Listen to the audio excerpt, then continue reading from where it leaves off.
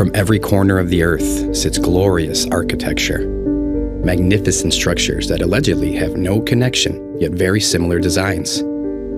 This style of architecture, riddled with elegance and purpose, can be found in your neighborhood or in the middle of nowhere. And when you walk in, you are overwhelmed with a vibrant feeling of serenity, a feeling that modern-day architecture does not provide. The concept of a timeline that once existed, where structures were created with a completely different purpose.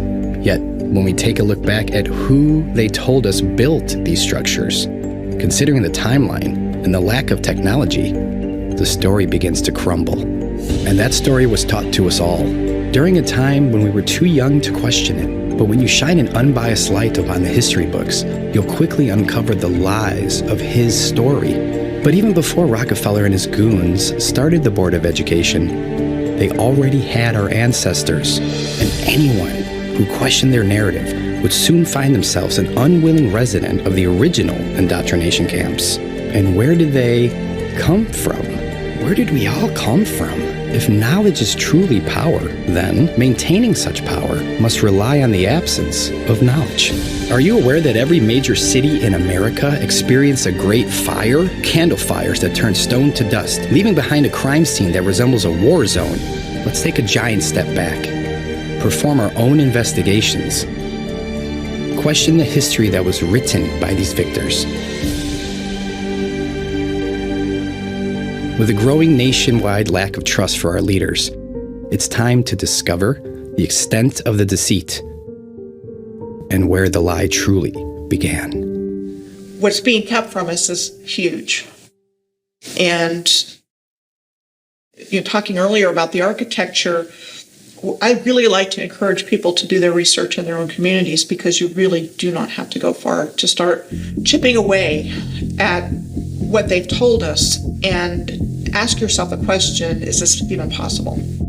Is it possible that X building was built in the 1890s? And they're giving us timelines of like a year. It was built in a year. They want us to believe we didn't have the technology, that we were low tech, and yet we're building all of these amazing structures. This disparity between what the narrative says and what's actually there. You have places, cities in America that look as though they were constructed in medieval Europe, when nothing was here and people showed up and just got started building, from what we're told. One would assume that they would build with the means that were available to them. Wood, nails if they were lucky. What we get is this narrative that people were showing up and really making do with what they had. What we learn about in school is there was nothing here. This land was free for the taking. The only inhabitants were wild Indians, and we built everything here. Everything you see in this country, in North America, because we're talking about Canada too, was built by us. After we got here, nothing here. They had to change the narrative. They had to destroy the evidence. They had to come up with an explanation for who built this, why they built it, when they built it. And they had to do that for a lot of buildings. We are told that during the 1800s, the consensus of North America was low, extremely low, too low to justify the infrastructure within the timelines they've provided, too low to have the experience or knowledge on crafting these glorious buildings. They're the most exquisite buildings I've ever seen, and there was only a population of a few thousand people at that time. And then I'm looking and there's mud roads and wooden sidewalks. And then I'm looking at this building that is just, it could be out of Paris or Prague. It's not computing. And so I'm realizing there again, there's a whole bunch of stories that have to be dug into, rethought, reconsidered, and in some cases completely discarded. We no longer build like that. How does that happen in a realistic timeline? Wouldn't you be progressing year after year to have incredible buildings? Today, we would be building massive pyramids, massive courthouses that last forever. Instead, we have the complete opposite. And they're very cheap. The tools have upgraded supposedly, yet our construction has gotten worse. It's completely backwards. There's evidence of a worldwide culture that existed in the not too distant past, and the evidence is everywhere. It's an interesting thing because, like, I've spent a lot of my life looking into ancient history and traveling around the world searching into the past, and it isn't until recently that I realised that it's actually, I don't have to travel to Egypt or anywhere. It's all right there in Sydney and in London and in San Francisco, and it's all around the world. And once you see it, you can't unsee it.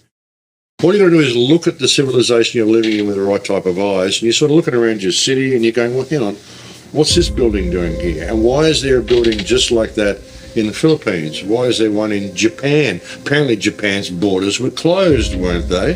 Why are we finding what we're told is Greco-Roman style architecture in every country on earth? Was it really Greco-Roman style, or is it evidence of a culture that existed, a worldwide culture that existed right around the world in the not too distant past? If I took a picture of this building behind me and asked any of these people where do they think this building is in the world, I guarantee you most of them would say Rome or Europe somewhere. But no, it's right here in San Francisco. We have buildings like this all over the country, and they want us to believe that they were built in the early 1900s or the late 1800s with horse and buggy. And there's just no way that's true. These buildings were built by the prior civilization, master builders, the old world order. This is the architecture I'm talking about. You'll find this anywhere in New Zealand, Australia, Hong Kong, North America, South America, all over Europe. It doesn't matter where you are, this architecture is replicated. The weird thing is, they akin it to being all built around the 1870s to 1900 mark. So all of the world just shit out of nowhere at the same time. There was nothing before it. Does it make any sense? I don't think antiquity is a long time ago. I think this civilization went just before us. You know, the Edwardians are supposed to be around the time of the First World War. So within grandparents' living memory, yet we know nothing about them. It's the control mechanism that covers it up with the education system. They got the news, they got the narrative, they got, you know, the mainstream to tell you how things are, but the reality is completely different.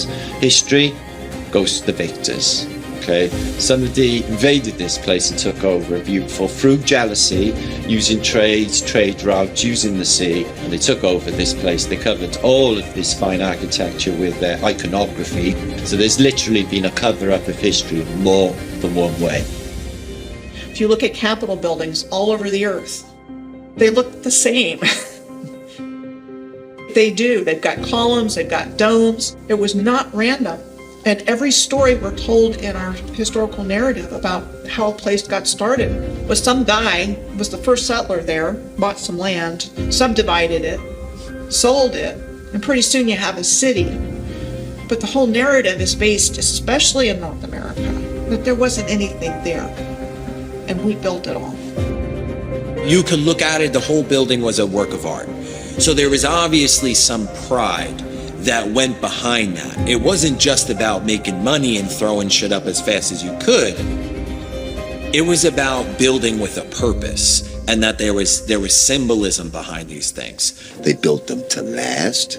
They built them with a certain level of artistry and attention to detail and customization. You see, now you'll go through a neighborhood and every home looks the same. This neighborhood, perfect example. But everything had its own identity, and it was steeped in customization and ornate attention to detail. We don't get that now. You don't get that now. Even when you look at the beauty of the buildings from that Tartarian era, if people were actually paying for labour, and you had to get carpenters in there, no, you'd never build buildings like that if you're working by an hourly rate. You'd just be getting it functional. People used to build that stuff because they love to build, because beauty is actually a function. Beauty is actually a function of a creation. When you're living in a world of beauty, your soul expands, and it's expansive. You can create. You can become all that you can be. And if you can become all that you can be, you sure as hell don't need rulers. So that's why they don't want you to know about any of this sort of stuff. Oh no, we're at the pinnacle of our civilization now. This is the best it gets. The best we've ever done. Look at the quality of these walls. Hey, fuck that Gothic shit. Look at this. You know? I mean, yeah. When I was like 8 years old, I started researching the pyramids and stuff because no one knew how they were built, you know? So I started looking into ancient history. And as I said, I'd spent most of my life traveling around the world looking at all these ancient sites, and then suddenly you see this civilization that's right there under your nose. It's been there the whole time in all of our Western cities. They covered everything up. It wasn't just inserting the Dark Ages, they changed everything. So when we start even trying to piece it together through the history that they've given us, how do we know any of these places are even the names that we're told they are? How do we know any of these things? How do we know any of the history is true? Because it's not they just put it all together and just shuffle the deck and throw it out to a bunch of countries and name them whatever they want. So it's become extraordinarily difficult to try to trace it through any mainstream history records. All we've got to really go on is the architecture itself. It wasn't thousands of years ago, it was just hundreds of years ago. Even if you go down to South America and look at some of the temples down there, the edges on them, the beveling on them, this is only a few hundred years old. This is not old ancient structures. These are new walls. I've gone there and looked at them myself. You know, nothing is what they tell us. You know, everything is a lie. It's just how big the lie is. You know, and the bigger the lie is, the easier it is for people to believe it. There's a lot of architecture in the world today on every continent of buildings that are much, much larger than you would think people of our height would build. And so I gave the example of the Supreme Court building in Washington, D.C. as being one of those buildings. The Basilica, the National Shrine at Catholic University in Washington is another example. A huge, huge building. Look at the Texas state capitol. It's incredible. You've got these pillars around the whole area. It's kind of the same thing as the Vatican. I do wonder about Iolani Palace. How old is it? And one thing to look at is it took them 2 years, from 1880 to 1882. How did they build that beautiful, beautiful building? Was that building here longer? Was it here before Captain Cook? There's no construction pictures and there's none of that stuff. So no power tools, horse and buggy. How is that even possible? When you have St. John's Cathedral in New York City, that's not a style of cathedral. That's the real McCoy. Could you imagine that being built today? I think that everybody would go crazy. They have no legitimacy whatsoever, except to trick us and convince us that they do. And that's how they've managed to get away with this. So they could insert themselves in and set themselves up as overlords. Stone building is not just something you can pick up and teach a convict in a matter of weeks, like we're told about Americas and Australia. Truly, that's how we're told these countries were built. Just extremely sophisticated and technical engineering involved. And you know, there's so many questions that come to mind. How'd they do it? If they were our size, how could they even accomplish this with the technology we were told we had at the time?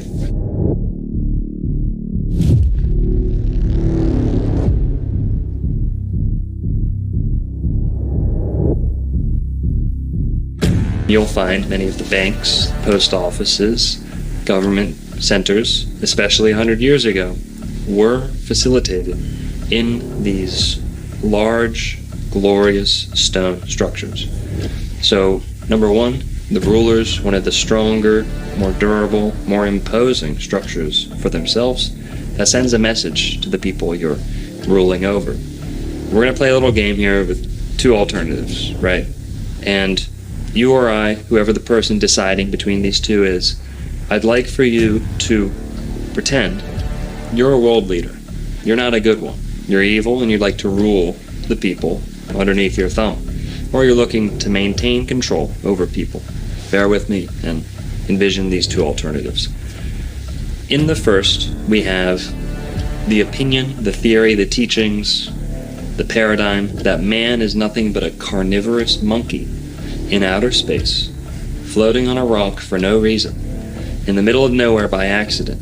And this all got kicked off 43 bajillion years ago on a Tuesday at 6 o'clock p.m. And they can determine this with their color star charts and then, moon dust and things like that, and going on to a long, vast existence of nothing, just surviving by instinct, on par with an animal.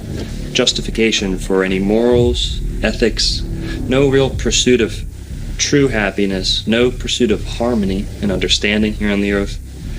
And this is all what we're living in today. There's no spiritual accountability. There's no understanding of beauty.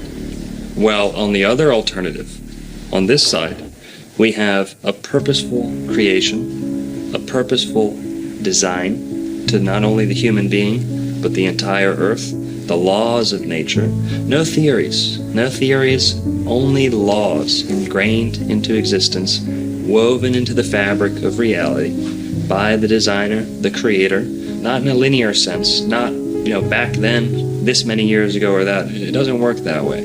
This is the fabric of what we live in. There is a value placed on beauty.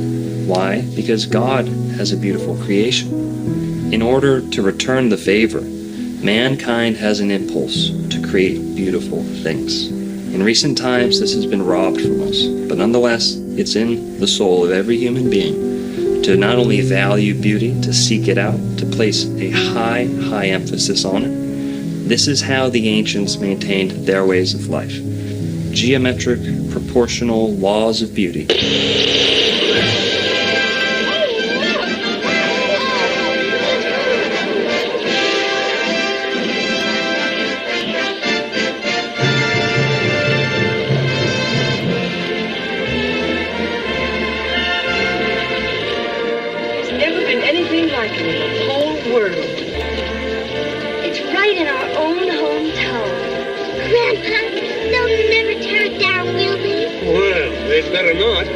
Well, they didn't tear all of them down. Not that they put them up in the first place. The World's Fairs showcase many of our ancient structures in their grandest form.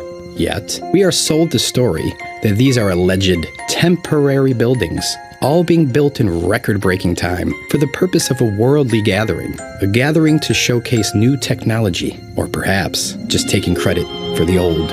With so many lights on display, one would only assume that power plants and electrical resources such as wiring and even electricians were widely available. However, during this time period, that wasn't the case at all. Therefore, how were these vast areas in the late 1800s able to light the evening sky, like a modern-day theme park? Or was there a different method for harvesting energy? Now ask yourself, what part of these magnificent buildings look temporary? What part of these buildings look rushed? And most importantly, what part of these buildings look new? Or you can just believe these guys. With these World's Fairs, it was all brand new. This is what they tell us. It was meant to be temporary, so they used plaster of Paris and wood and all these other structures. And if you look at the pictures, that's not what you see. You see these massive masonry structures that look like what you see in Europe. They had these in places like Chicago, Omaha, Portland, Seattle, Guatemala. They had them in Tasmania, Georgia, Louisiana, Ohio, Canada. Each one of these fairs, each one was built in 2 years or less. Each one was magically populated by millions of people that came from all over the realm to participate in this event. They started with the Crystal Palace exposition in 1851. So what they tell us in 9 months, from the moment they conceived of it to when it was built, it was 9 months of getting it all together in this gigantic plate glass structure with fountains and trains and all the bells and whistles. Now, supposedly, they moved that entire structure to a different location in London in 1854, and that in the 1930s, that burned down. So, show pictures of this Crystal Palace structure, which is massive, and all the things that are there. We have to move that, no problem. Oops, it burned down, which is typically what happened to a lot of these World's Fair structures. If you could erase it from history, people don't see it as a potential future. And I think that in itself is, for me, the moral of hiding history, about hiding the old world. It just doesn't make logical sense to me to build something so grand and then just destroy it. Really, those was an excuse to take existing infrastructure, build some little bullshit around it, and then when you're finished with your so-called fair, it gives you an excuse to tear everything down and nobody questions you. They might have built a couple of these buildings, and you can actually tell the buildings that they built because they look like dog shit. Now, we have buildings that can hold 10,000 people, huge, giant buildings that look like they were made for a larger race of people, where they say they built it in 2 years, 600 acres, which is, I think, something like 27 million square feet. It's absolutely insane, the amount of architecture they say they built in 2 years. As an architect and somebody who's been building my entire life, designing houses and buildings for 20 years or so, the time frames that they allow for just the planning, the idea that that could just be planned out in 2 years begs credulity. They had these ornate buildings with all kind of moving sidewalks and crazy technology. They had ill things with so many lights, electricity, when electricity was supposed to be a new thing and all of that. They had shit that was like something out of a dream, bro. Well, these are the expositions. They were fully electrified. You know, some of these examples, they're electrified before electric was a thing. You know, the first electrified city was supposed to be Buffalo. First electrified building was supposed to be JP Morgan's in New York, all attributed to Edison. But these things, you know, some of them 1890s, fully electric, and it would have been free energy. They didn't have massive plants to generate electricity. The first one in America was in 1876, and that was the Centennial World's Fair in Philadelphia. The one in 1901 in Buffalo was a major one. The 1904 in St. Louis was the Louisiana Purchase, and then the Lewis and Clark was in Portland the following year. If you define the word exposition, it's telling a story. It's setting the stage, the narration. So these World's Fairs were used as, this is the narrative that we want people to believe and go home with. The World Fairs served to get people with the new program. They said, trains, incubator babies, this is the new norm. Fast forwarding people into the modern industrial age. Everyone's wearing the same beaver hats. Everyone's wearing the same three-piece suit. You know, it seemed like individuality had ceased to exist. The World's Fairs served the purpose of indoctrinating. The World Columbian Exposition was one of the most superb. In Chicago, Illinois, formerly known as Chilaga, had some of the most beautiful stone masonry in the world. The area was nicknamed the White City, as each building was strategically painted bright white in an attempt to hide the inevitable aging of the structural entity.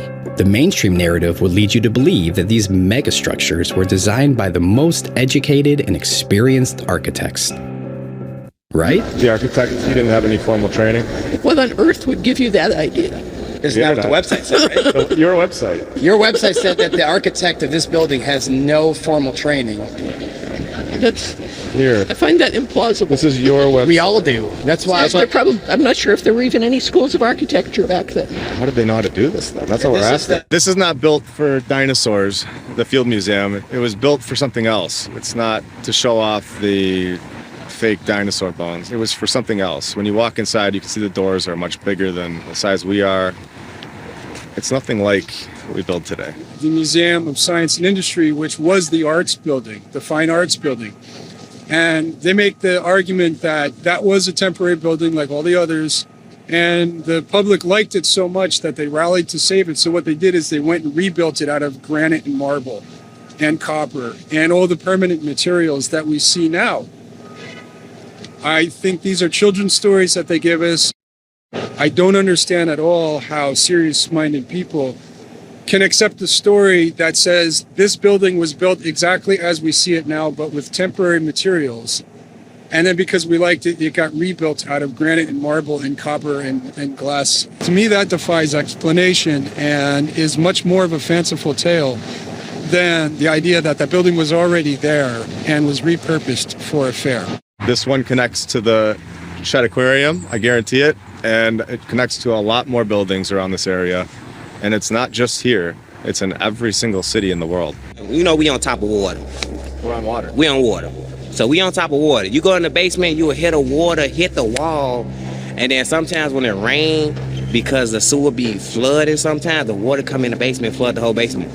Oh my God. Thoughts on that? That's exactly what we're talking about. Before we leave it, press them on that. What do you got on that? Okay, so there's massive tunnel systems throughout all of these buildings everywhere in the world. Yeah. So you're telling us right now that there's tunnels. Basically, there's a basement here. This building is much bigger than we can see on the ground surface. It's a basement. It's a basement here.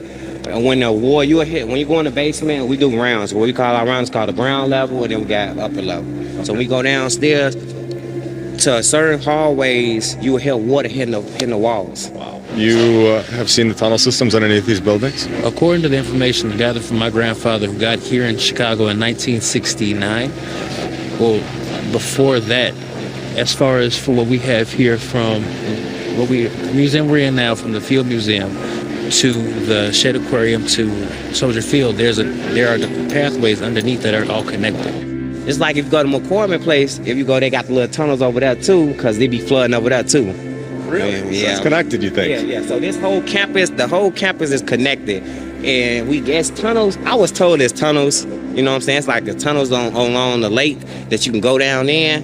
And then it leads you into like a little path, but you know I heard that from somebody that he was working for 43 years. Really? Been here for 43 years. He been here for 43 years. He retired, I want to say like last week sometime. Have you ever been in them? No, sir. They won't allow access to the public. Okay. And then they only allow access to very, very few of their actual workers here. So you think that dirt in that picture downstairs? You think the dirt is actually there, and we put it there to cover up this building to make it look like it's not as big as it really is? That's a good one. That's good. I feel like we did though. I feel like he made the picture to fake like. I feel like the building was there already. What do you tell your child when you're coming to a new location and they're asking you questions and you have no answers? You will start to create so that way you have a way to answer those questions, or your child will grow up with no answers and forever seeking. So now we're here to give answers. There you go.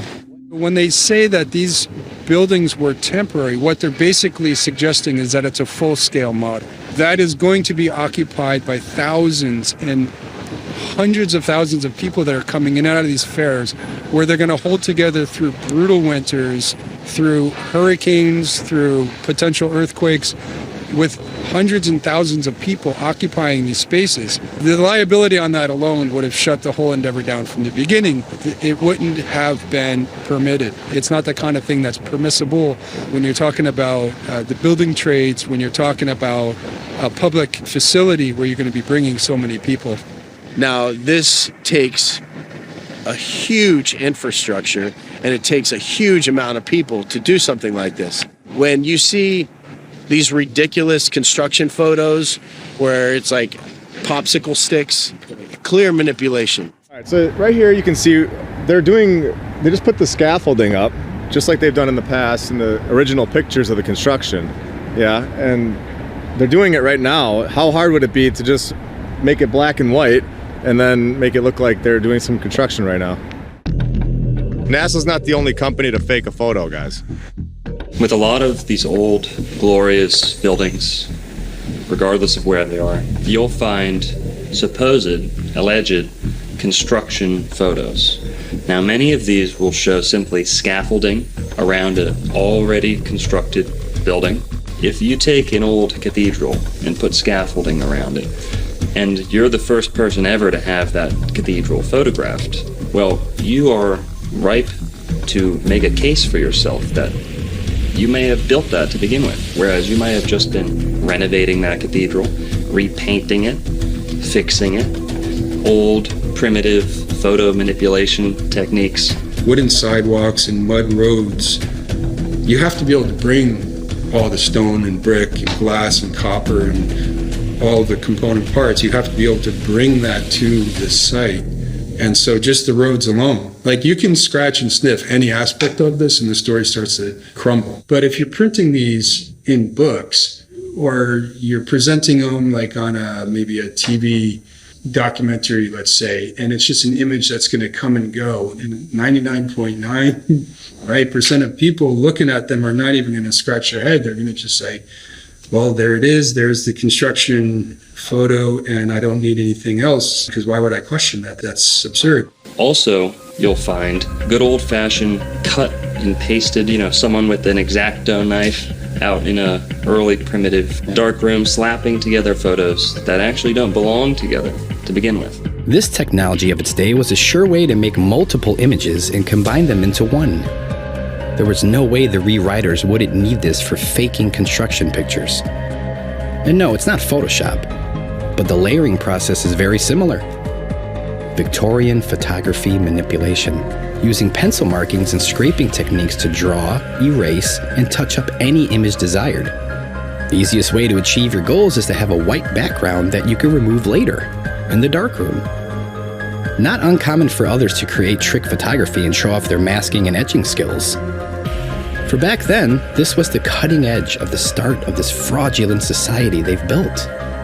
They take an already completed building and they whitewash the skies. They call it vanilla skies. They'll blotch out the sky and cut away from what they want to leave in the photo. They can cut away what was there and replace it with a gray or white vanilla colored sky. Vanilla sky, where the background is cut out and you can see the crop marks. You can zoom in and see where the edge of the building there's a little bit of a blurry edge. The sky that would have been the background has been disappeared. It's like, well, why would they do that? If you see one construction photo that's off, where they've painted in scaffolding or they've taken out backgrounds, you have to stop. Why did they go to the extent to do this? You have to ask the question. And if you see hundreds of photos that are done this way, you have to realize this was an industrial scale effort to create a narrative. Exquisite masonry buildings were built in 1 or 2 years. These take time. I mean, you put 1 or 2 years just into the planning. Well, before that, you have the engineering piece. You have the design. You're not just getting a bunch of artists and builders together and knocking these things out. There's architects involved, so there's the design. Then there's the engineering of it. All of this takes time. These buildings are years in the making.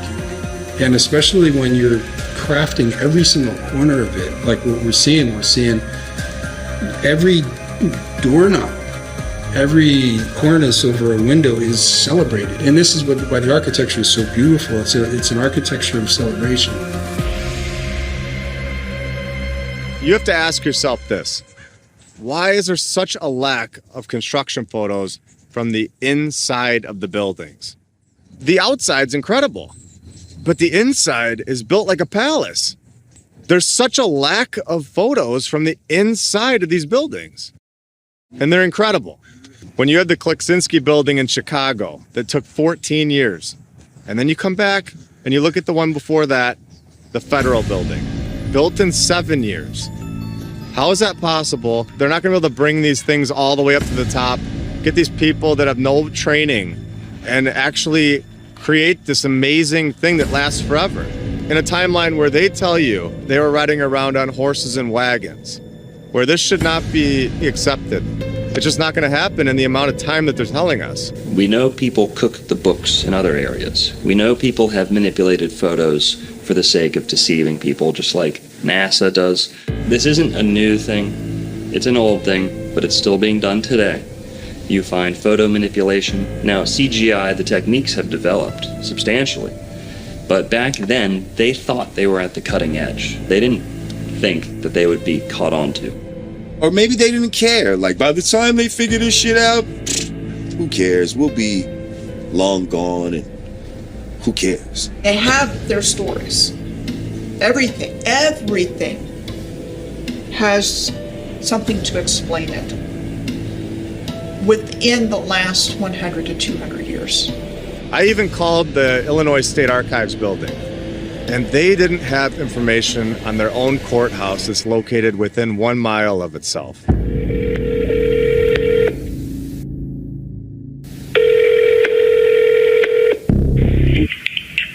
Illinois State Archives, how may I help you?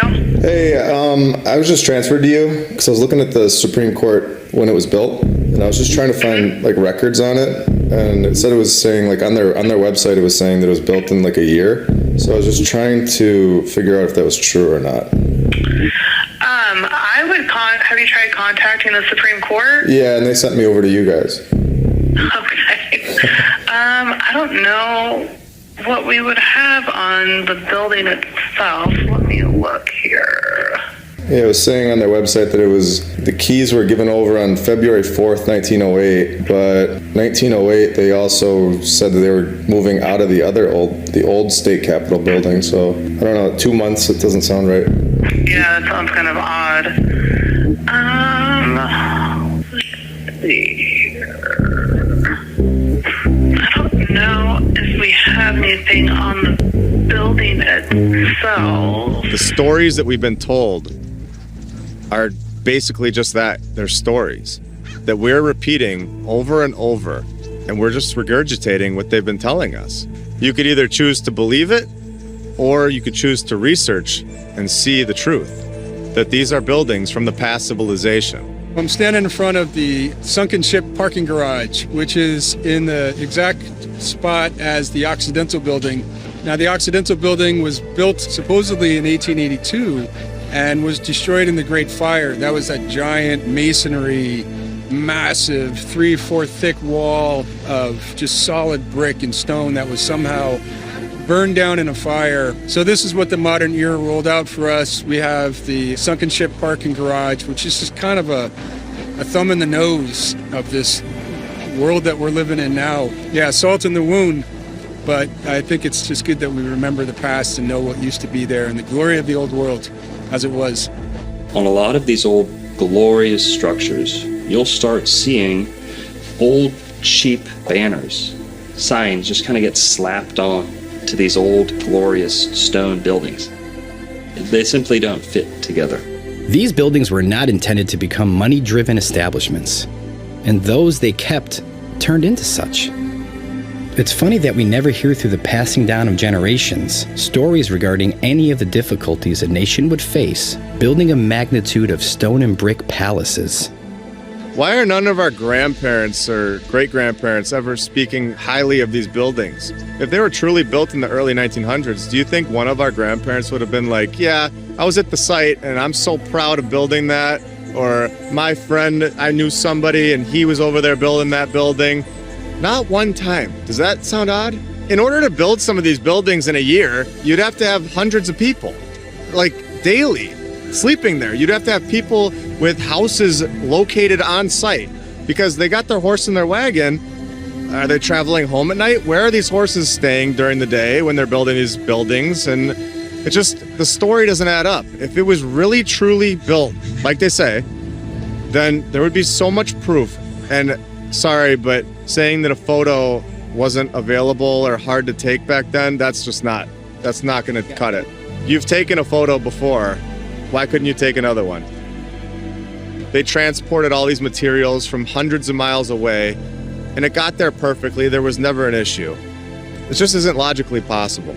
As an architect of 20 years, I have a pretty good understanding of how materials react to the elements over time. Modern infrastructure of Seattle is at best 140 years old. There's no room in that narrative for a building to be showing the type of weathering that we're seeing beyond. So just to me, that one building alone is further evidence that this city was here for a long time. To me, it's been there for centuries. I would give this building 300 years. I like to look at a building as telling its own story. I'd like to say that stones don't lie. Stones are always going to tell you the truth. And if you look at it through that lens and you let it tell its own story, then something else emerges entirely. There are blocks, stones used in some of the constructions of places like Machu Picchu, even St. Augustine, Florida, just sitting there, a hewn stone that no amount of men could have dragged. It would have taken something larger, something more technologically assisted. That is, of course, unless we're talking about people of substantial size. In many ancient books all over the world, they speak of giants that existed and alongside what we would call regular-sized people now. People who were larger might have had an easier time hauling, hewing, placing, arranging stones of this size that we see in the megaliths of the Americas, that we see in the megaliths of the whole world, may have been the result of giants.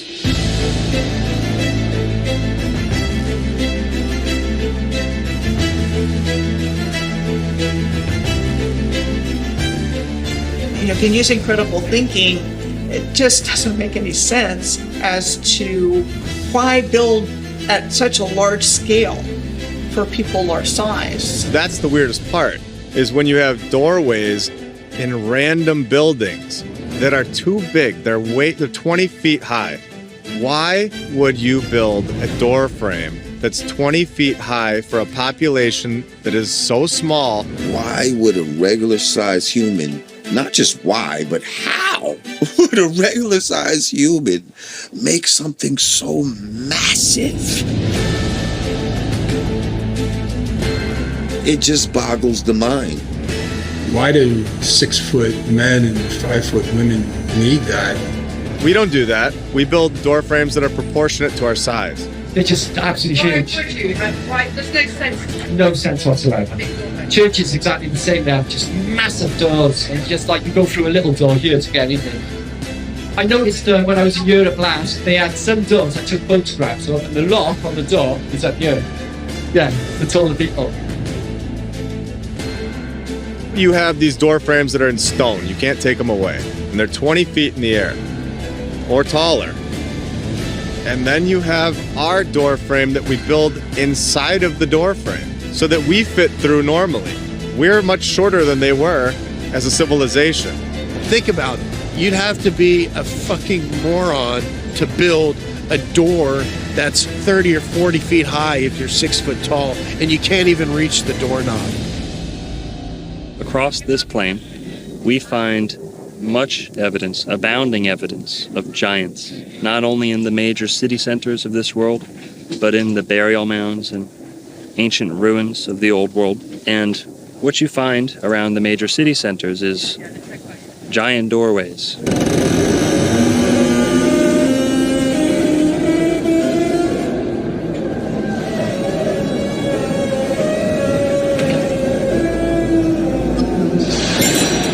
We had giant books. We had giant helmets. We had giant knives, giant samurai swords, giant rifles. We had giant shoes.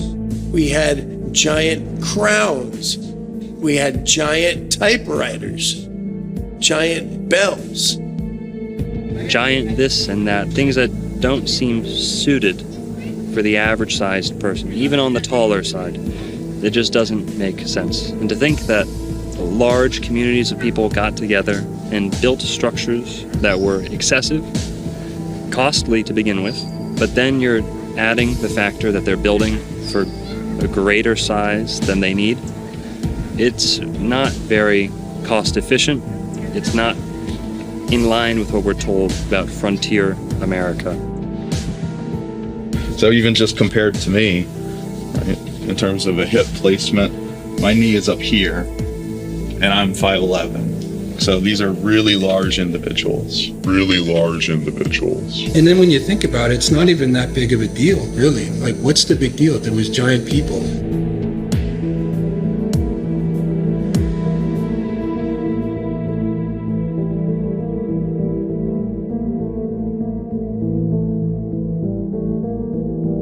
I mean, I've seen some of the unearthings of skeletons of giants and all this type of shit. Like, and what's so funny is, you know, people will dismiss giants even though there's a myriad of evidence to, it, at the very least, suggest that they existed, right? but there's nothing that would even suggest that dinosaurs fucking existed. And y'all motherfuckers believe in them. Okay? If you were to find giant bones like that. Oh, give me that. That's yeah. That's the femur of a velociraptor. Get the fuck out of here. This is bullshit. The Smithsonian Institute has the bones. They found this at Cahokia. And there are articles saying that they took these bones from St. Louis area and put them in the Smithsonian Institute. They're not telling us that they have them, when really we know they're either in the basement or they destroyed them or threw them away. There's so many news articles from the 1800s and the early 1900s of them destroying or disposing of these bones into the ocean. They had to cover it up. There's no room for giants in their new world, and they have to lie to us about it. They had to write the storybooks telling us that we came from monkeys. I think everything was bigger. I think everything was much bigger. I think there was more oxygen in the air. The trees were much bigger. The places were much bigger. They were better. They had all the technology.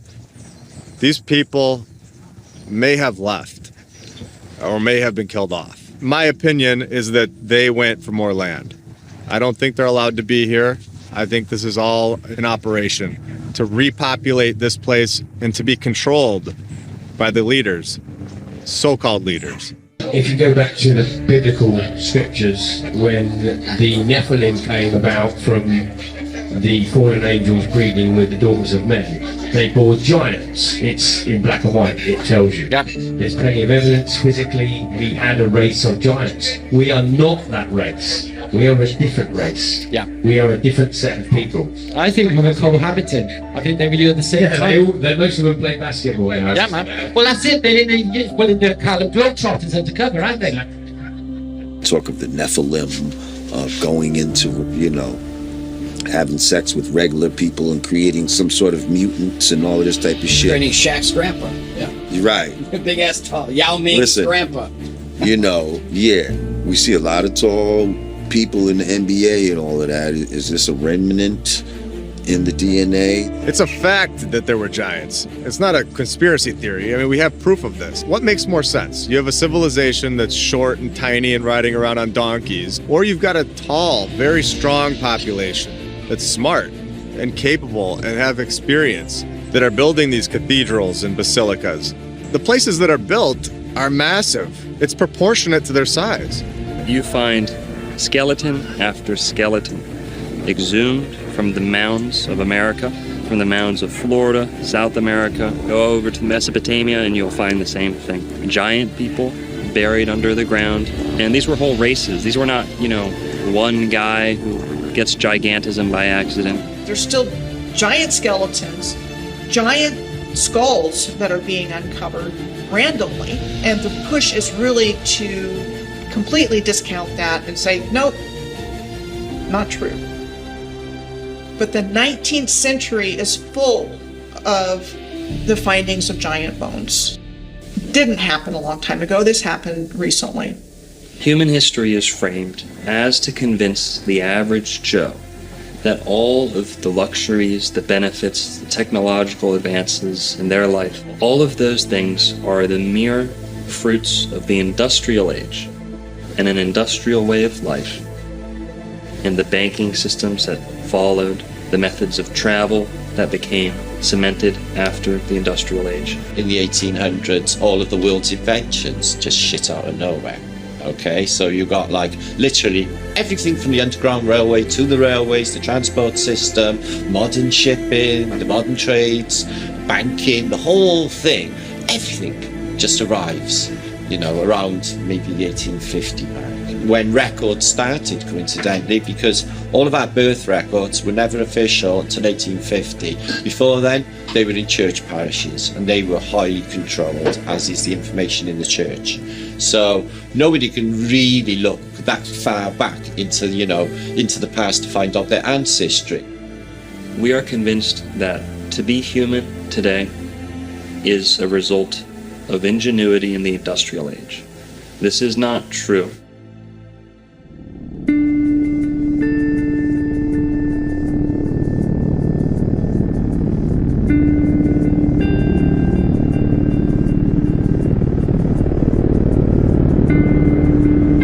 another element of history they've conveniently helped you forget about. A luxurious form of travel that was promptly removed from our skies. Airships are the oldest form of air travel. They're the most time-tested. Now, they've been taken out of circulation. A lot of people have the false misconception that if you were traveling on an airship, you would be confined to the little cabins that were suspended from the bottom. You know, like the pilot's cockpit. You'd probably feel a little iffy about those coming down, being on the bottom of the ship. It's coming down, you look like you're gonna get smushed. Well, that big blimp is not just a balloon.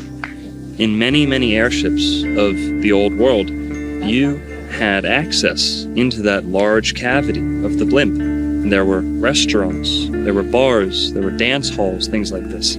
This is all a matter of fact. Why would they build such a big thing and not put anything inside? So it's basically like a cruise, but a comfortable cruise where, you know, you're not sitting in the bottom part of the airship where they normally show you on a blimp. You're sitting in the airship. It's a beautiful place. A beautiful, easy, graceful method of travel flushed down the drains. They're actually safer than airplanes. And what we had was a mass media event in the form of the Hindenburg, which actually scared most of the world's population away from ever getting in an airship again.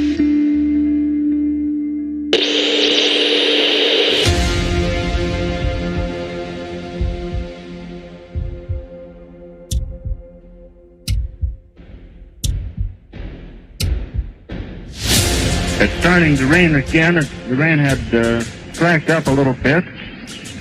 The back motors of the ship are just holding it just enough to keep it from... It's burst into flames. Get it started, get it started. It's right, and it's rising terrible. Oh my, get out of the way, please. It's bursting into flames and it's falling on the mooring pads, and all the folks believe that this is terrible. This is one of the worst catastrophes in the world. Oh, it's like 400 or 500 feet into the sky, and it's a terrific crash, ladies and gentlemen. The smoke and the flames now, and the flame is crashing to the ground, not quite to the mooring mast. All the humanity and all the fans just screaming around it. I can't talk to people. There's fish around there. I can't talk, ladies and gentlemen. Honest, it's just laying down massive smoking wreckage. And everybody can't hardly breathe and talk and screaming. Lady, I'm sorry. I can hardly breathe. I'm going to step inside while I cannot breathe. Darling, that's terrible. Listen, folks, I'm going to have to stop for a minute because I've lost the voice. This is the worst thing I've ever witnessed. Oh no, can't do this. They're dangerous. With the footage of the flaming Hindenburg, falling out of the sky. Nope, no more airships. But there's a lot of evidence, shall we say, that's available to show that, yes, there were airships and they were a pre-existing technology. And one of the ways that they get rid of things is to say, like, it's unsafe, safety hazard, we can't do this anymore. And I don't want to be flying in that again because there's just fire up in the air and there's no way I would ever travel in that again. So I'd rather pick to be in an airplane. Let's stick with our helicopters and our airplanes, and we're going to can airships. What's a more tranquil form of travel? Airship or airplane? You can't tell me that everyone isn't terrified getting up on that tarmac and taking off on an airplane. On an airplane, you're stuck. You've got 60 to 100 people stuck on this little plane. You can't travel that far with the tanks that they have. With an airship, you can travel very far, and you can travel with a lot of people. You could take mass amounts of people to these other lands that are much further than we could ever imagine. The airships of Germany were touching down in Opelika, Florida for years. And Glenn Curtis, the man who opened up that Opelika airport, is a man embroiled in scandal, So if anyone's telling lies here, it's those guys. Glenn Curtis was nicknamed fastest man alive for breaking top speed records on a motorcycle using gas engines. And he helped push gas as superior to steam and other techniques. He started slapping gas engines on airships too, and he helped get them off of other methods. Then he did the same thing with airplanes in direct competition with the Wright brothers. He tried to steal the Wright brothers' patents with the help of the Smithsonian. Towards the end, they started filling them with dirtier gas, trying to get them to be gas propelled. That was not the case. Many of these were steam. In some instances, just like a submarine. They can try and hide this from us a little bit, but you, the viewer, can go and look this up for yourself. The blimps were a lot more sophisticated than we're told. And going back to the comparison between airplane and blimp, they can literally and metaphorically bottleneck the costs of travel by only allowing so many people on to this tiny little tube that's traveling so fast, so dangerous. We'll let this go by. Speaking of modern day airplanes, you can only fit maybe a couple hundred onto an airplane when you could fit a couple thousand onto an airship. Number one, it's graceful, but number two, you can fit way more people. You can have way more facilities on that. It's almost like a traveling city. So the airships provided something that airplanes don't. They were safer in terms of the speed of travel, the danger of landing somewhere you're not supposed to. To think, if your fear of flying is caused by open waters, in the case of an emergency, you would now have a way to safely dock on a boat. And a fear of landing could be comforted by a slow docking airship. Things like the Eiffel Tower, which we were told was built for a World's Fair, but there's Eiffel Towers everywhere. This will give you an opportunity for a balloon to come in to your city and maul around, and you get straight out, and it delivers you to the place where you want to be. Now, don't think this is beyond the bounds of possibility. They actually did it. Hindenburg used to couple up to the top of the Empire State Building. The doorway would come out, gantry would come out, and everyone would climb out of the Zeppelin into the Empire State Building. And they've done it in LA, in Chicago. These balloons were the transport of the day. Believe it or not, it was not uncommon for people to fly their airships straight into downtown New York City and to dock those airships in the steeples, in the finials, the towers, the spires of places like New York City, Chicago, major cities in Germany, England, you name it. Airships were docking. They would offload people into the tippy tops of buildings. I think that there was more than just airships. I think that the technology goes further than that. I think that these things were much more powerful, and I think that they went further than we can ever imagine, to lands that we're not told about. Behind the scenes, they are still making these, but we wouldn't have access for making our own. If you wanted to build an airship today, you can't, because NASA owns 99% of the helium. The tech back then was possibly even more than what we have now. There's videos in the 1930s, 1940s of hoverboards and portable scooters that ran off of electricity. They used to have self-parking cars. Right when photography was invented, you have these electric trolleys running wireless around cities. 20 years later, they'd all be breaking down, then went on to wires, then went on to the slower Edison electric grid.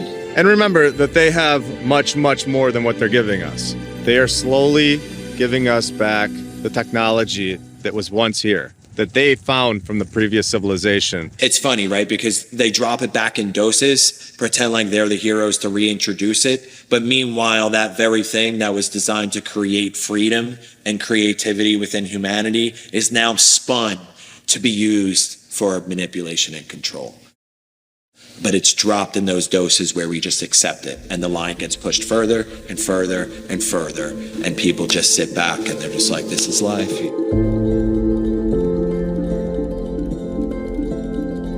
Wireless energy, powered by the ether, existed way before big oil. We all know how dirty the oil companies are, but to think about the things we could have if they never existed. An oil refining process was invented in 1854 by somebody in Pittsburgh. By 1870, John Rockefeller and Henry Flagler established the Standard Oil Company.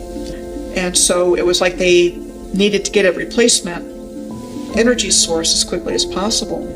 And they got it from this mining of resources. Back in the 1800s, mainstream academia had 18 additional elements on the periodic table of elements, ether being one of those, right? And somewhere along the line, when Albert Einstein came out with his theory of relativity and started doing lectures across the country and the world, that anybody that spoke about ether at that time was completely, like, their reputation was destroyed. They lost their laboratories, they lost their teaching jobs, like what we saw in 2020. A lot of times they'll leave the breadcrumbs. A lot of times the truth is in plain sight. So with that, Benjamin Franklin sending up the key on the kite, that's essentially you, the average American, sending up their drone with a copper wire and harvesting electricity straight from the ether. I think that the ancients understood very well that the ether is real and that there's ways of channeling atmospheric energy, earth energy, and I think that they built their buildings with this in mind. If we had access to free energy, I mean, imagine if you could just walk into the forest anywhere you want and you could just put up a little device and a resonator and you could build yourself a castle and just do it, levitate stones and just create a kingdom. Well, that's not very good for Joe Biden. How's he going to tax you? How's FEMA going to work with you in that situation? And how, that's why it's so dangerous to them. That doesn't work when you're introducing an electric system that is dependent upon a power source, a bunch of wires, meters, and your output that you're having to pay for, where you become dependent on a system of scarcity. This old way of doing things was based upon a system of abundance and plenty, because there's no end of the energy that's all around us all the time. There's another way of doing things. We don't have to live in this way of constant crisis because of constant scarcity. We can break through it, and I think that we're on the verge of rediscovering this knowledge at a very curious time where the old system is actually falling apart. Everyone knew there was an ether. Most buildings were constructed in that manner until they came in and started destroying things and indoctrinating us. You go through and you start finding these correlations, you start finding how the free energy worked, what the power stations were, how all these places have got these certain buildings and fountains and certain copper top roofings and all the stuff for landing sites, for flying machines, and you start to see that all of this stuff is way too similar all around the world for there have not to been a single culture. Many times these towers held old world technologies, such as bells, which would send out resonant frequencies into the community beyond. So many photos of bells being rounded up all over Europe. We're living in a time where we're waking up to what we so recently had. The pipe organ is a healing machine. That's why it was integral to the construction of ancient Gothic cathedrals. The organ was the centerpiece of the church, of the cathedral. Now, around the building, up, down, around, beneath, you had pipes and essentially speakers blasting this music into the cathedral. They placed these beautiful organs under these stained glass windows, which are treated with lead and specific properties. And these, they work like car speakers. They augment the resonance and the sound out into the ether outside. So everyone outside in the community is invigorated, is on a higher state of consciousness, literally being the best they can. And you can see it in the pictures of these people in the day. Everyone is healthy. Anyone who's been around for a full volume, live, authentic pipe organ performance will tell you your bones rattle, your organs start to respond. your hairs on the back of your neck stand up. Walk into a well-made stone cathedral. Hear the pipe organ. Sit there and saturate in the healing frequencies yourself. Cathedrals are something beyond just a center for worship. They are healing machines. And the pipe organ of the cathedral is just one tiny little finger of this whole realm that we're talking about. You've got star forts, which I call a gateway topic because the same structure exists all over the earth, have been given to us as fortifications that were built for these different wars, which made them military targets. And so they have an excuse for why it was built in whatever location. And then they have an excuse for why it was destroyed. So in school, we learn about one fire. We learn about the Chicago Great Fire. In the case of the Great Chicago Fire, there was a lot of fanfare over Mrs. O'Leary's cow kicking over the lantern. The legend is that Mrs. O'Leary's cow in a barn kicked over a lantern and that caused the entire fire. And poor Mrs. O'Leary and her family had their lives ruined because of this. We only learn about Chicago. And I remember going to summer camp and we're sitting around the campfire and it's one dark night when we were all in bed. Bum, bum, bum. Old Miss O'Leary took a lantern to her shed, and when the cow kicked it over, she turned around and said, "There'll be a hot time in the old town tonight. Fire, fire, fire." And we would yell fire louder and louder with each verse, and we do this like 10 times to where it was echoing back to us across the lake. And now when I think about it, it's like how many kids growing up in America were singing this song about this stupid story. What I realize is that it's like an incantation and it's spell casting. Where did this song come from? It's a story that they wanted the population to come to embrace and believe as part of the founding mythos of the country and who we are as a people. Well, lo and behold, as an architect with the keen interest in history, I come to find out only within the last few years that there were fires in every major city. And then I come to find out that it's not just wooden shanty town built out of matchsticks. We're looking at city after city after city with photographic evidence showing masonry buildings of the most exquisite type. Philadelphia, New York, Boston. You come down to Florida, Jacksonville, Miami. Every major city at one point was burned to the ground. Believe it or not, these were stone cities. These were megalithic stone cities, ancient metropolises that were burned down as if they were made from wood. Very quickly. Now we can speculate as to what the source of that destruction was. From above, from below, arson, biblical destruction, you name it. Nonetheless, every major city in America, if not Europe and the entire world, saw a great devastation by a fire. You'll see pictures of people walking on the sidewalk like no big deal. I mean, that's subjective, but I mean, that's what it looks like. The pictures are strange. The sequence of events that are supposed to have taken place are strange. So, there's just a lot of clues, if you will, that these weren't random events like somebody wants us to believe. If you look at photos of even the buildings that still exist of the old world, they always give a backstory for why they took them down, but it's just curious why so many towers are missing now. And so Pioneer Square is one of those examples. And this was built in the immediate aftermath of the fire in 1889. Is curious because it appears on a real estate map from before the fire in a fully and intact form. In order for stone to burn down, it has to reach 2,000 degrees Fahrenheit. House fire reaches the temperature of 1,000 degrees. That's half. It's impossible for any stone building to be burning down.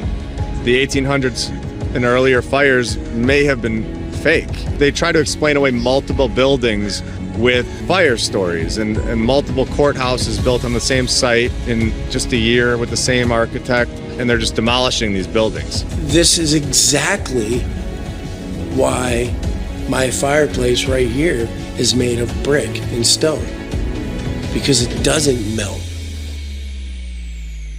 You got to be an idiot to think that these forest fires are going to be melting brick and stone. Use your head, guys. As they are busy dismantling it in the 3D reality that we experience, it was part of a program to dismantle the old world and shock us into an acceptance of basically the new world order. And that's why I wanted to speak to you today about the new world taking shape around us, about the prospects for a new world order now within our reach. It's the new order, Babylon banging down your door. The war pigs hungry for war. We rally the troops and rest sword, once and for all. It's the new order, Babylon begging for your soul. They coming and they want control. Yeah, they coming. We burn their system to the floor, once and for all. Listen, it's time to wake the fuck up.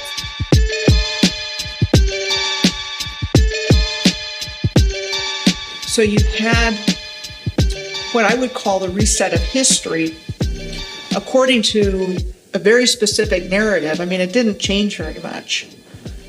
And using the media like they do today to publish it, print it, this is what happened, these are all the details, these are all the people involved, we got it down on record. So again, they're saying, okay, everything was built out of wood, like a Hollywood movie set. Didn't hold up, it caught fire. So we came in and we built all of these beautiful structures to make sure they wouldn't burn down again. And that is told repeatedly. You look at any major city, they suffered this same fate. And I don't think it's a simple matter of, oh, they were just so stupid. They didn't know. They put candles all over the place and let their cities keep setting on fire. The stone courthouses, the stone banks, into smithereens. Now in Jacksonville, we actually had a fire where there are first-hand accounts of people who were escaping the fire, and once they thought they had escaped to a safe distance, were watching the fire, because that's what people used to do back then. Wasn't much of a fire department. They just said, well, it's burning, just time to take photos and watch. And what they actually did was they were sitting up on a hill watching Jacksonville burn. They said that things on their persons started spontaneously combusting. Pocket watches, buttons, things that were made of certain materials were combusting. This was happening back in the late 1800s, early 1900s. Cities would spontaneously combust with no sufficient cause, no suitable explanation. But they're in a covered carriage. What happens?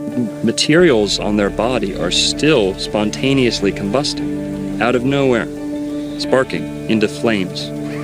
Now, how could that be the case if this is a local fire spreading to anything that it touches? These people were hundreds of yards away, if not more, from the fire. There weren't embers falling on them that they couldn't see, because like I said, they were already in the cab. So this is just one instance in Florida, and you can go look up your own city, the closest major city to you, and you'll find this same fate. You look at destruction from World War I, World War II, it looks exactly the same. So these weapons have been around for a long time. The biggest factor to 9/11 was the erasure of evidence. Erasing the evidence of the wrongdoings of the government, the financial institutions, you name it. You had evidence being destroyed. What do they call it? Jewish lightning? For lack of a better word, insurance fraud, destruction of evidence. Those two typically go hand in hand when we're talking about buildings falling down out of thin air.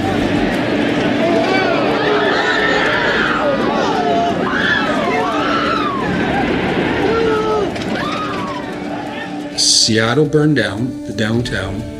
2 months later, Ellensburg, which was at that time a major city in central Washington territory, burned down.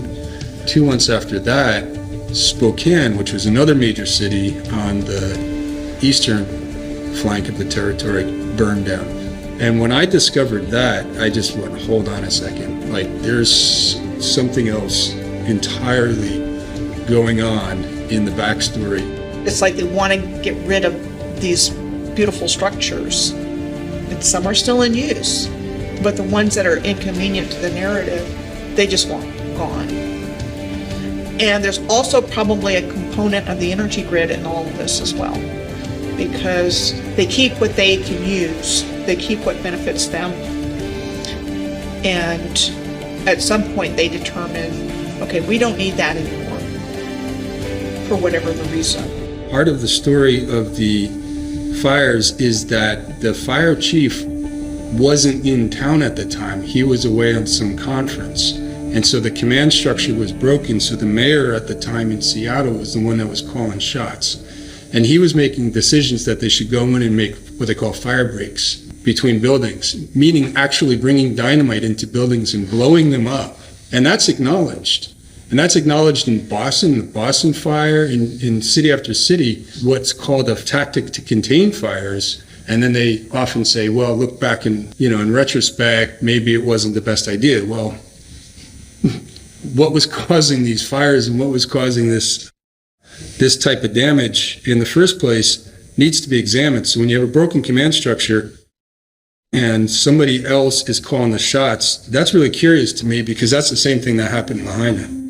The wildfires that swept through Maui are the deadliest in U.S. history in more than a century. On social media, people are speculating about what could have caused the fires. One trending theory is that the fires started due to an attack from a directed energy weapon. They're weapons like lasers that use energy fired at the speed of light to damage or destroy targets. According to the U.S. Government Accountability Office, many countries, including the U.S., are researching their use. Yep, they flipped the police chief Pelletier, who was from the Vegas shooting. They made 10 emergency declarations all about Uncle Billy's and all about Banyan Drive and all this stuff. And to believe it or not, the Sunshine Law, where they removed the Sunshine Law or suspended it, it wasn't in these 10 proclamations that they really promoted and really blew up all over the news. It wasn't in any of them. It was in this quiet little Affordable Housing Act on the side. Truly, it does look like only the places they wanted. Safeway didn't get hit. The gas stations didn't get hit. They knew what was going to go where. It's either they did it from the top with the laser energy weapon, like others say, or it came from the bottom. But one thing was crazy is that over 24 hours later, they were still letting the fire burn. The fire was blowing so fast, the wind, it said it moved 1 mile in 10 seconds. I would think in my head could move 1 mile in 10 seconds. Some kind of boom one time, the whole place. With the fires from Maui, I mean, I've got these rows of cars that are just completely burned. Honestly, none of it looks like a fire. It looks like it's been destroyed with like some weapon or something from an angle. Just completely destroyed by a direct energy weapon. Just buildings sliced in half. You have melted cars. You have melted everything. I mean, it just completely looks like a war zone. Send a laser from a directed energy weapon against the community and then step back and say, oh, that was natural, or too bad, so sad. And all those people are left homeless and they don't get any help. And people aren't being allowed to get out of there. When it's happening, they're jumping in the water and poof, and everything looks like, cars are burned out. And people are going, whoa, what's going on here? And they're not getting any answers. And the current administration also has the slogan of Build Back Better, which was the excuse given for these other great fires. Well, everything was wooden. So look what we did. We built it back with this solid brick. I think what we're seeing now was never supposed to happen this quickly. I think all of these things were supposed to happen without us even being aware of it. I can only think, why else would you want to do that? It gets rid of everything. There's no fingerprints. There's nothing. It's done. There's nobody to talk. They get rid of all the buildings. What stories is there to tell? His story is what they're going to tell. It's what they did tell us. Distorting a timeline, laced with cover-ups and preventing public awareness of our own cities being destroyed. how powerful are these weapons? And when did they truly originate? So this frog should have turned to ash. It even has some ashes on the bottom. It's kind of gray. And it got a little bit on the edge of some heat, but it didn't contort it or anything. It's just perfectly symmetrical, petrified. And it seems mostly hollow, but the skin is totally solid and intact. There have been a lot of people that have been talking about the subject of meltology. And my take on that and other things is that's part of it, it's not all of it. And what I believe is that there was a directed energy attack on the Earth's grid system that blew out the grids. And that caused swamps, deserts. It caused land to just shear off and fall into the ocean. And that would have caused melted buildings as well. A really good example on top of my head is a place called Red Rocks State Park in California. It looks melted, and there's other examples as well. So my belief is that there was just this massive surge of energy, so that surge of energy could have been from multiple sources and just went through the grid system and just blew everything out. When they came here, this was a destroyed and ruined landscape. And they even use the word ruins to describe things, but they push things far back in the past, like thousands of years or millions of years. And, that was so far back, we don't know anything about that. The Earth was terraformed by a highly advanced civilization. And so things we think of as mountains, like the Rocky Mountains and hills, are actually buildings.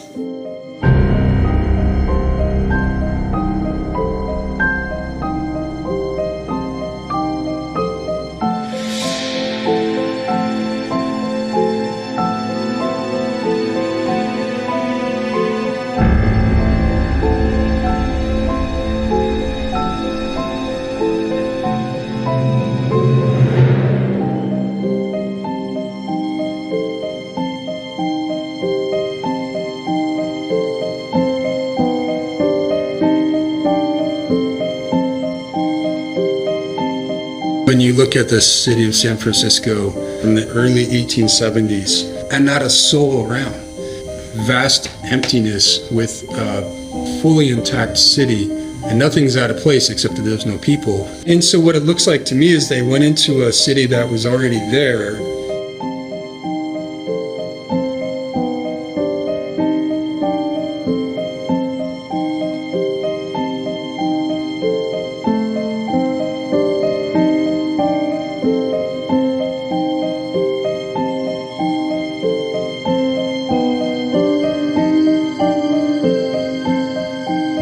Empty. Nobody around. So odd. Wait, wouldn't the Tower of Jewels be visible somewhere on this map? Remember, from the World's Fair in San Francisco? It shouldn't be, because that was 37 years after this photograph was snapped. Oh, yes, of course. It looks like it's already there.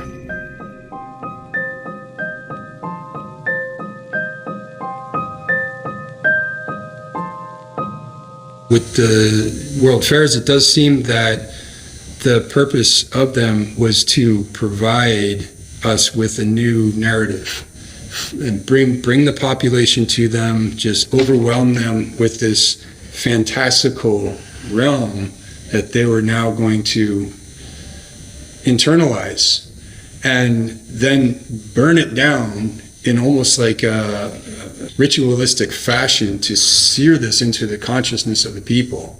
The populating of the Americas was not as authentic, organic as people might have been led to believe. There was a large system of what people have termed orphan trains, incubator baby farms. A lot of these were hubbed in World's Fairs. You had incubator babies at the World's Fairs. buy an Asian baby, buy a Filipino, buy an African baby. I think part of it was repopulation. I think part of it was early child trafficking. Premature children were in these incubators. You see pictures of these, nurses in their uniforms in a room filled with baby incubators, with people paying admission. With our increased awareness today, we've got things like Planned Parenthood and other things going on. There are companies that mail kids. There's a bit online business where somebody can place an order for a child based on eye color or whatnot, and they get delivered. That's not good. And I think it's the same idea that there's this harvesting of humans going on without our knowledge and awareness, and unspeakable things happening to children that got its start very early on because the same families are behind it. And you would see this mass migration of orphan trains and orphan boats, and you're like, first of all, where are all these fucking orphans coming from? How many orphans were there in the 1800s? Why? So everybody's learning this thing at this young age, and everybody has to go by these new set of structures and new set of rules. They have to learn this new history that everybody isn't really agreeing with, and then anybody that's not agreeing with, they have to go to the insane asylum. There's the orphan asylums for the children and the insane asylums for the adults. Now all of a sudden, John D. Rockefeller comes out with a board of education, and all of the children are sent to a public schooling system to learn their new history. What better way to trick a society than to take their children at a young age and teach them exactly what you want them to know? If people just realize that if you don't understand the past, you'll repeat it over and over again. And it prevents people from going to progress in the future. And us as a collective species, we have to get to the nitty-gritty of what really happened, what our true potential now is as a collective civilization. Because we can't rely on those people anymore.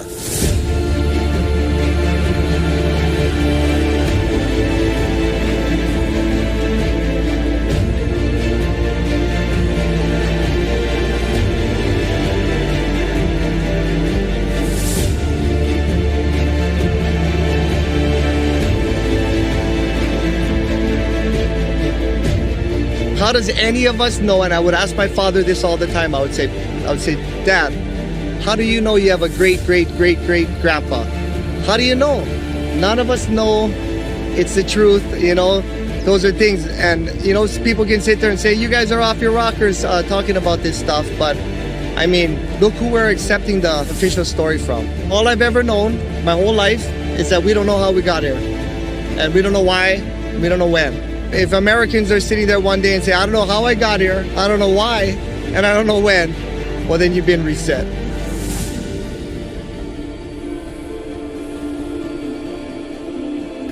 Don't believe what we say. Go out in your own communities and do your own research.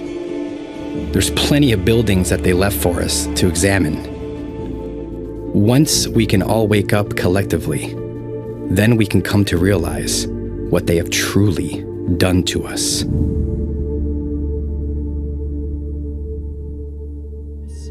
Shout out Hibbeler Productions. Check this old world order stuff out. Here you go. A true gem. Firm Fam 2024. Sift through the lies of indoctrination. Ancient civilization laid to wasting. More I scratch at the surface, more I'm facing. Hidden no world, advanced not cavemen.